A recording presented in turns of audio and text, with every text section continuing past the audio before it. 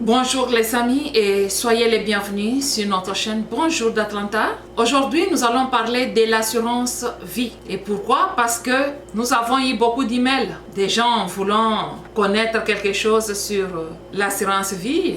Les gens se posent des questions de savoir s'ils peuvent signer des papiers pour commencer ou qu'est-ce qu'il faut, est-ce qu'il y a le danger. C'est pour cette raison que nous avons choisi de parler aujourd'hui. Pour prendre l'assurance vie, il y a certaines choses qu'il faut probablement connaître dès le départ. Il faut connaître le type d'assurance parce que quand on te parle d'assurance vie, il y en a plusieurs là-bas. On va te parler de term insurance, de whole life insurance, d'index, il y en a beaucoup, mais il faut payer beaucoup d'attention à ça. Et puis écouter quand on explique. Parce que quand vous allez voir le vendeur d'assurance, il prendra le temps pour vous expliquer et après tout, vous allez choisir. Donc, il faut être vraiment focus pour comprendre toutes les explications. Et la deuxième chose, c'est votre âge. Parce que si votre âge est de 0 à 39 ans, vous aurez à payer moins. Mais si votre âge est de 40 et plus, eh bien vous allez payer un peu plus. Et autre chose qu'il faut regarder, c'est votre état de santé. Si tu es une personne maladive, cela signifie qu'on va encore ajouter un peu de montant parce que tu es une personne à risque. Et aussi, on va voir il faut voir votre travail. Il faut d'abord voir est-ce que le travail là que tu fais peut te permettre de payer tes billes et ajouter cette assurance que tu veux acheter. Et en dehors de ça, il y a aussi les activités journalières qu'on va aussi regarder quel genre d'activité que tu as l'habitude de faire. Si ce sont des activités à risque, on ajoute encore un peu d'argent. Et parmi des activités, parfois, il y a une personne qui aime aller peut-être s'amuser, jouer un peu le football ou jouer au soccer. Ça constitue le risque. Donc, on ajoute encore le montant. Donc, il faut calculer tout ça avant de décider. Et il y a quelque chose aussi, un petit secret, que les gens cachent toujours, ne veulent pas dire la vérité comme il se doit aux autres. Parce que quand vous allez vous trouver la personne qui vend l'assurance ou le vendeur des assurances, tout ce qu'il va faire, c'est te convaincre. Et toi, il ne faut pas te laisser aller à cause des belles paroles. La personne que tu vas trouver n'est pas ton frère, ta soeur ou qui pour avoir pitié de toi. C'est une personne qui fait son travail et il attend en retour d'être payé. Il sait que si tu achètes l'assurance, cela signifie que lui aussi sera payé. Donc, l'unique chose qu'il peut dire ou qu'il peut faire, c'est de te convaincre. Il fait son travail. Et toi, il ne faut jamais te laisser aller. Il faut écouter attentivement et aussi discerner avant de décider.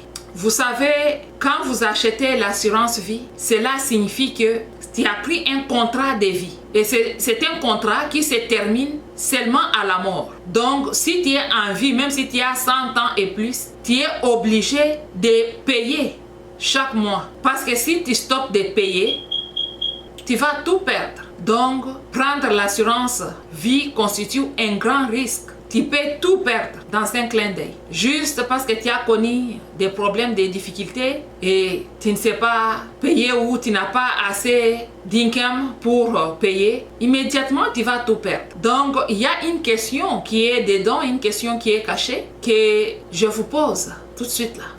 Est-ce que tu es à mesure de payer cette assurance vie jusqu'à l'âge de 85 ans, jusqu'à l'âge de 90 ans?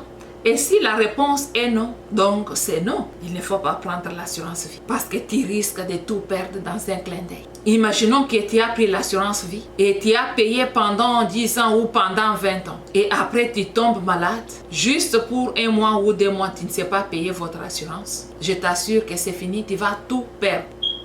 Tu n'auras absolument rien, tout est parti dans l'eau. Donc, il faut être prudent. Il ne faut jamais se laisser aller à cause des belles paroles. Mais si tu as le souci d'investir pour laisser l'argent à tes enfants ou à qui que ce soit que tu aimes bien, il y a possibilité d'investir cet argent juste là où vous avez votre compte, là où tu as ouvert votre compte bancaire.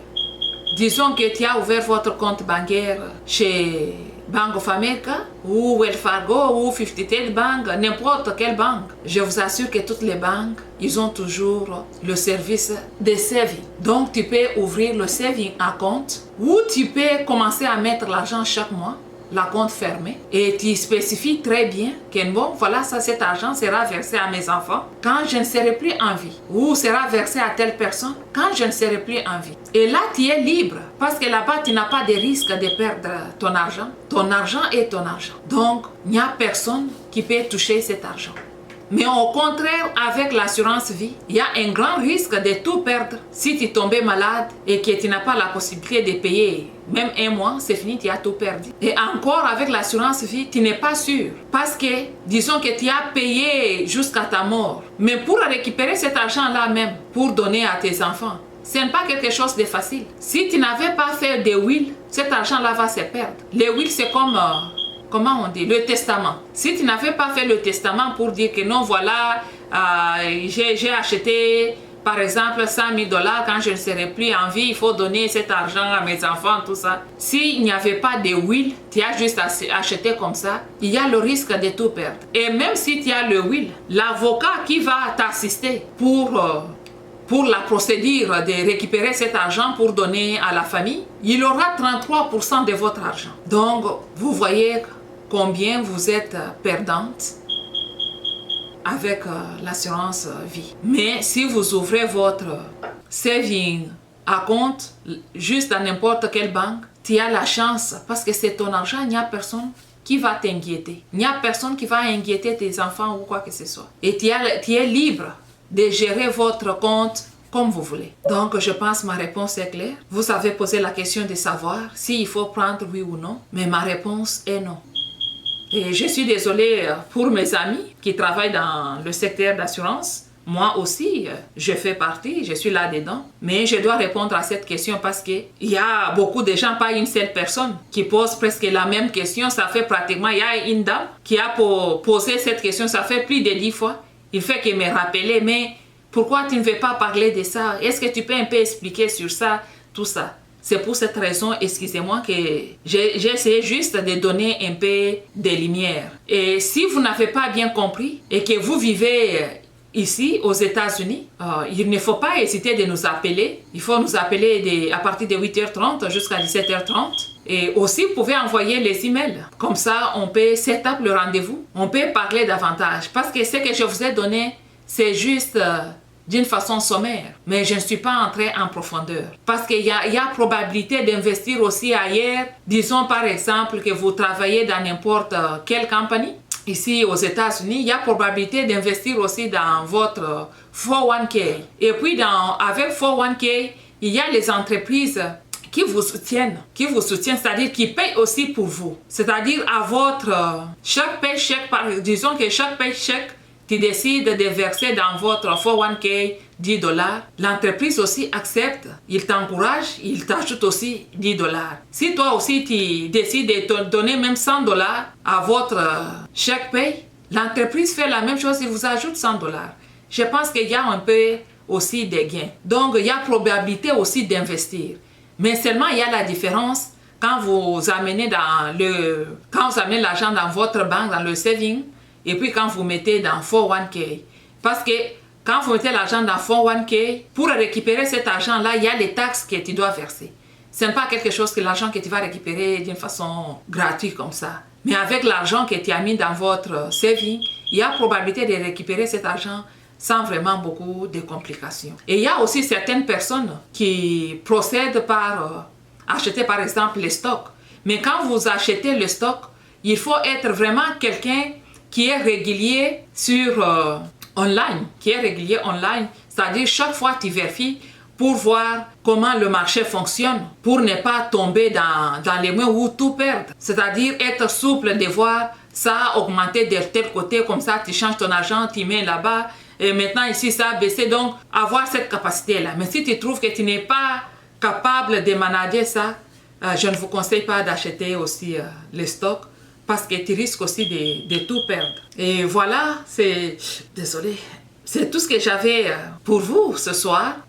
Et aussi, je parle aux autres aussi qui ne sont pas ici aux États-Unis. Si vous voulez avoir par exemple les informations, savoir comment ça fonctionne, nous sommes libres, mettez le commentaire ici en bas. Comme ça, on pourra toujours répondre d'un moment à l'autre. Et avant de terminer, je remercie tous les gens qui nous ont envoyé les cartes des vœux. Merci beaucoup, merci pour les vœux. Merci beaucoup, que Dieu vous bénisse. Merci, nous sommes contents.